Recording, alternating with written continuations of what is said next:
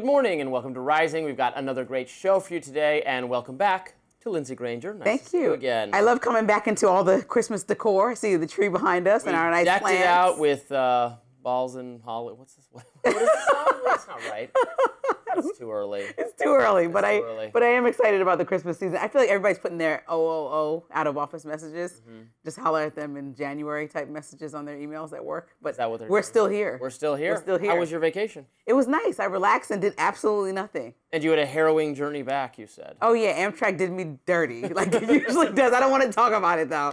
Amtrak did me terribly, but I know they tried their best. It was icy outside. Trains were all delayed. Planes were delayed yesterday. So I'm here though. I showed up. Well, I'm here. Even though we're starting on a merry note, we've got some really serious stories to discuss today. Yep, coming up on Rising, we'll be discussing the Bondi Beach attack in Australia that has left at least 15 people dead. And then also the deadly shooting at Brown University killed at least 2 and injured 9. And breaking overnight, actor and director Rob Reiner was found dead alongside his wife in their Los Angeles home. It's a lot. But first, Yeah. Robbie, what's on your radar? Also a serious story. It's been a dark few days. There's no way around it. We plan to spend significant time, obviously, discussing all these atrocities around the world, from Australia to our own shores. But first, 3 Americans, 2 U.S. soldiers, and a civilian interpreter were killed in Syria over the weekend as well. They were murdered by ISIS terrorists who continue to operate within that country. Now, President Donald Trump mourned their deaths on Truth Social, writing, quote, "This was an ISIS attack against the U.S. in Syria, in a very dangerous part of Syria that is not fully controlled by them. The president of Syria, Ahmed al-Sharaa, is extremely angry and disturbed by this attack. There will be very serious retaliation. Thank you for your attention to this matter." Indeed, al-Sharaa is himself a former extremist, but one who now favors engagement with the West. That's a good thing. And he's working to eliminate terrorists within his own country. Syria has been a victim of chronic instability for years. ISIS initially gained a foothold there owing to the chaos of the Bashar al-Assad regime. Since Assad's ouster, al-Sharaa has been working to stabilize the country, and he has President Trump's full support. And that's a good thing. But it does not mean that the U.S. needs to have an active presence in Syria or elsewhere in the Middle East. And that's really the point of all of this. In fact, that's my question, given this news. Why put our troops in harm's way at all? Do U.S. troops really belong in Syria anymore? The answer, of course, is no. Trump understands this and has been working to pull U.S. troops out of the region. Unfortunately, per usual, military leaders do not agree with the president and have tried to talk him into leaving several hundred soldiers. Currently, there are 1,000 U.S. troops in Syria, and look, no way around it, they need to come home. Now, we can and should support the mission to defeat ISIS. ISIS is a death cult, a sworn enemy of the civilized world, and it is right and proper for us to work with our allies around the globe to take them out. But that does not mean we need boots on the ground in areas where our soldiers are vulnerable to attack. No more dead American soldiers overseas. That should be our mission and our mantra. And it's one Trump understands and is working to implement. One wishes he would just have more support from senior military leaders. But one person whose support he does enjoy in this vision is Senator Rand Paul, who said on Meet the Press this weekend that it's time to bring home the troops. I was with the president in the first administration that a couple of hundred troops in Syria are more of a tripwire than a strategic asset. I don't think they deter war. I think they basically, because Americans are targets and jihadists around the world think they can get great glory and provoke terrorism by killing an American, that they become potential targets and tripwires to more interaction. Yes, the people who killed our soldiers should be punished, but really we need to reassess whether or not we should have troops in Syria to begin with.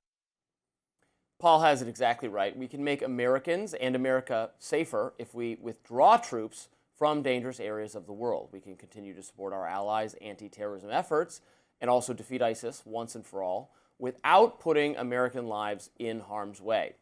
And this really horrible tragedy, I think, again shows the risks that people, very few people, but Rand Paul being one of them, have warned about for years, which is when we have troops stationed in unstable parts of the world and they get attacked, well, we can't just let that happen. We have to respond. We have to get more involved. We have to bring the perpetrators to justice. We have to kill more of them.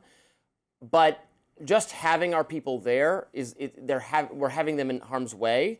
We're inviting some kind of attack. That's not a smart policy. It's not necessary. we can conduct anti-terrorism efforts from a distance in partnership with someone like al-Sharaa, who I'm glad is working with the U.S., and I'm glad it has a positive relationship with Donald Trump. We've got a lot of, a lot has been improved since he's taken over, but it's not perfect. But that counterterrorism effort can be conducted without us having so many ground troops there. The American people don't want them there. People are always shocked to learn, wait, what do you mean we have ground troops in Syria? We still have ground troops in, XYZ country in the Middle East. I thought we voted to bring everybody home. That's always a rude awakening. It's sad, and it's unfortunately needless. And you pointed out in your radar that Syria is in this politically fragile position as it changes leadership and goes through the changes. But sometimes I also, and I agree with you, because I feel that when we have troops in certain areas of the world, it's more symbolic than it does for safety or serve purpose. And so I think the troops being there and being in potentially harm's way is not the best solution. I think we also have examples of responding to several incidents like this, or even bigger incidents around the world, where we end up pulling our troops anyway that we activated in, like places like Afghanistan or even Vietnam. We can go back in history where we activated fully and convinced the world that we need to retaliate or we need to move forward in whatever way. The military might have been pushing our president, or the president may have been pushing our military. But then we leave, and we often find that a lot of these regimes go back to new formations, like how ISIS formed, in the wake of 9/11. It came after that, or if, regimes go back. Afghanistan, I think Taliban took back over after we left there, and in a terrible way that we left. I mean, ISIS itself formed, in the vacuum that existed after we overthrew so many regimes in the Middle East. They particularly benefited from the death of Muammar Gaddafi, who it was completely due to U.S. intervention that his regime toppled. Someone who was reprehensible, but who had actually sought greater reconciliation with America and with the West in recent years, and we still orchestrated his downfall.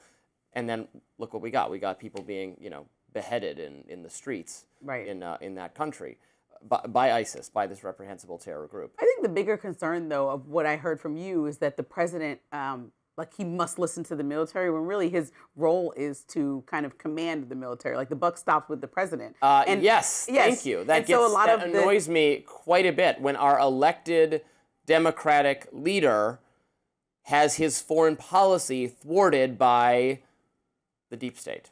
That's what it is. Thwarted means that he has to be part of the bureaucratic game. Yeah, they should answer to him. And that's not the way that. And it seems interesting because it's only with certain entities within our government or people that the president reserves comment or doesn't.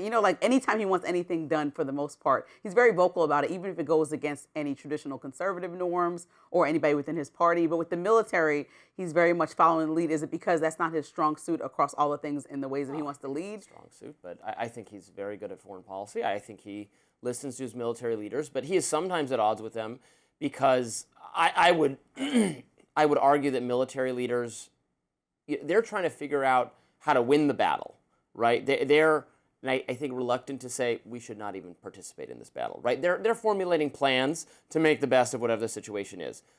It takes someone, every now and then, they're great military leaders and ones who are wise about restraint. We've had great military leaders throughout our American history: Eisenhower, Winfield Scott, Patton, and on.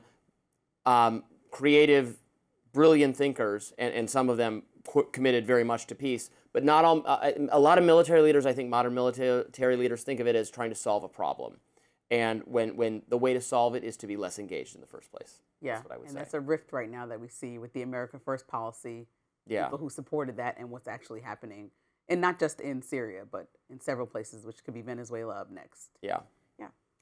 Still ahead, Benjamin Netanyahu is lashing out at Australia's leaders after the deadly mass shooting in that country. We'll be right back.